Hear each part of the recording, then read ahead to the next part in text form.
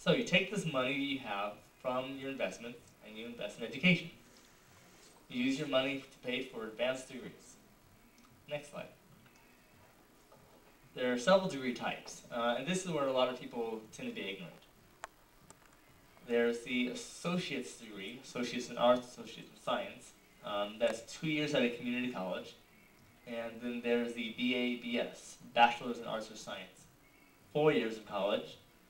Then you go into the master's degree, another 2 years usually. And then there are different types of masters. There's the master's in business administration, that's 3 years. The Juris Doctor, or JD, that's the law degree, 3 years. The medical degree, that's about 4 years.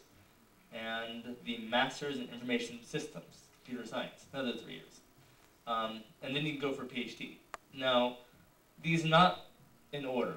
You can go for any of these, and you can in fact combine them. Next slide. So best option is to combine advanced degrees with undergraduate degrees. Now, several colleges, including Lehman, offer a bachelor's and master's simultaneously, such that if you go over 4 years, you can probably do 3 years of your undergraduate and then combine your senior year into a master's program. Many colleges now offer this, and many women are taking them up on this. You can then launch yourself into an MBA or JD program offered by the graduate school at the university or another university. So you should plan 5 years for the BA/MA section and another 5 years for the MBA/JD section, so that afterwards you can use those degrees to either work for companies or start businesses. Next slide. So, plan 5-year increments. 1st year through 5th year, BA and MA, 6th year through 10th year, JD and MBA. You could choose to get your MD instead, or your PhD instead. But what you're doing is you're establishing yourself as a professional. And you are trying to get the degrees that will help you earn a higher salary afterwards. Next slide. So you can use the JD and MBA to get a higher salary in an established company, or use the JD and MBA to start your own company. The JD helps you set up the legal structure for the company. The MBA helps you to develop the revenue stream, helps you to plan how your company will grow. And this is where you will then use your education to develop business models. Next slide. So, professional development. You should spend 5 years learning the necessary organizational skills in different companies. So, learning things like marketing, sales, management, learning how to research a product and bring it from the lab into the marketplace. These are skills that you can learn on a yearly basis on different projects. So what you will discover after college and after you get your advanced degrees is that you should play hopscotch. You should go to different companies based on the skills that you want to learn, and then once you accumulate those skills, you should then strike out on your own. Next slide.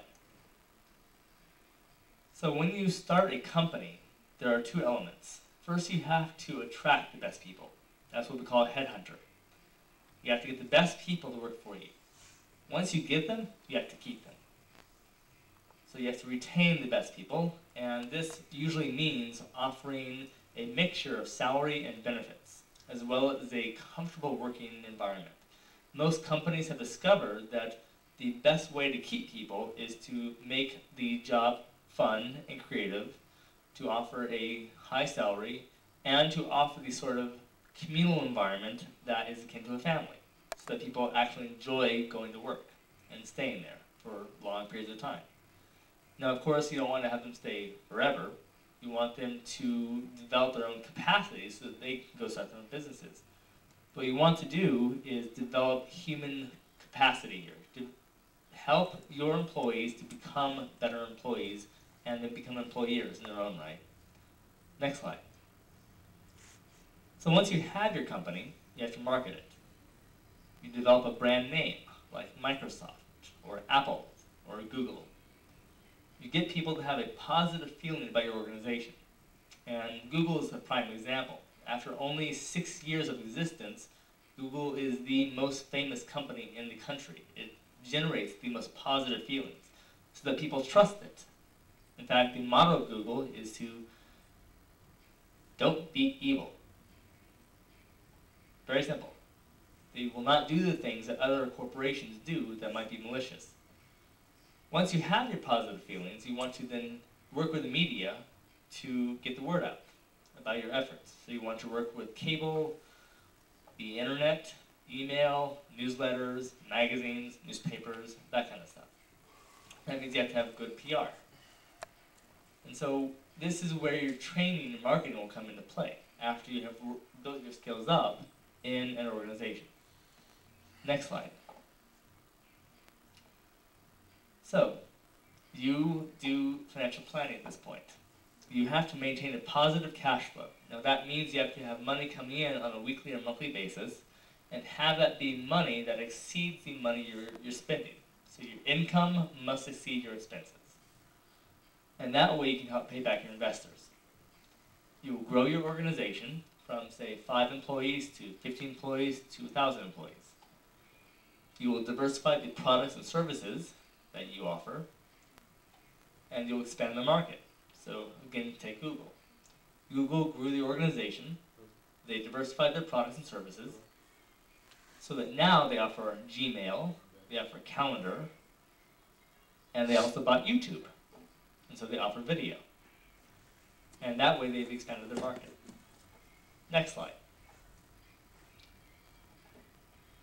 So starting organizations offers you 2 options. You can spend 5 years starting a for-profit or a non-profit organization. The difference is that a for-profit puts money into your own pocket. A non-profit puts money back into the mission of the organization. In order to do either, you have to assemble a board of directors from your previous work experience. So that means you have to keep in touch with the people you worked with.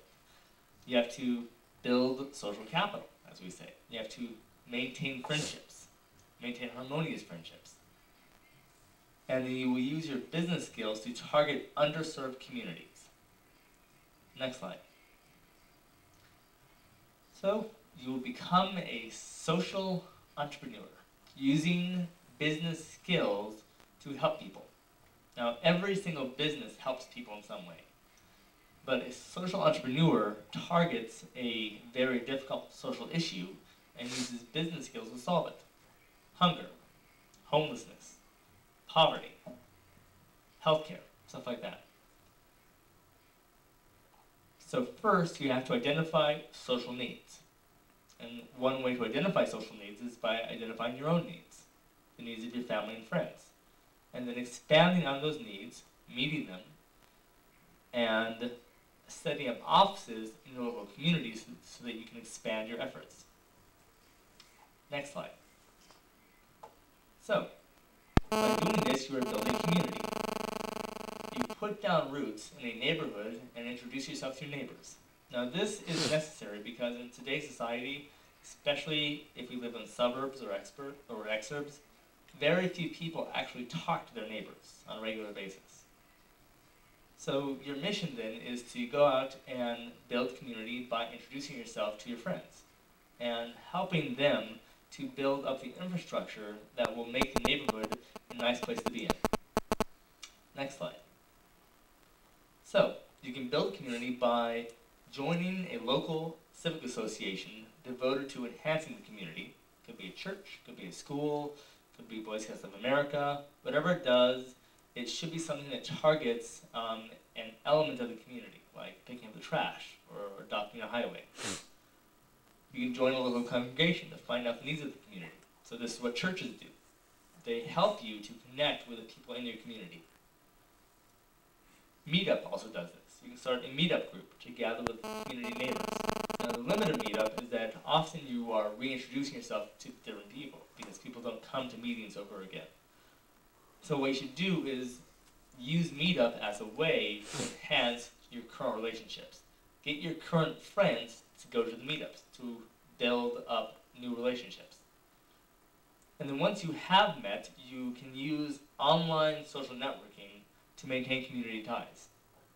The founder of Americans for Informed Democracy, Seth Green, told me that the best way to maintain community is to have people meet in person first, and then contact each other through email or websites afterwards to maintain their ties as they travel to different places.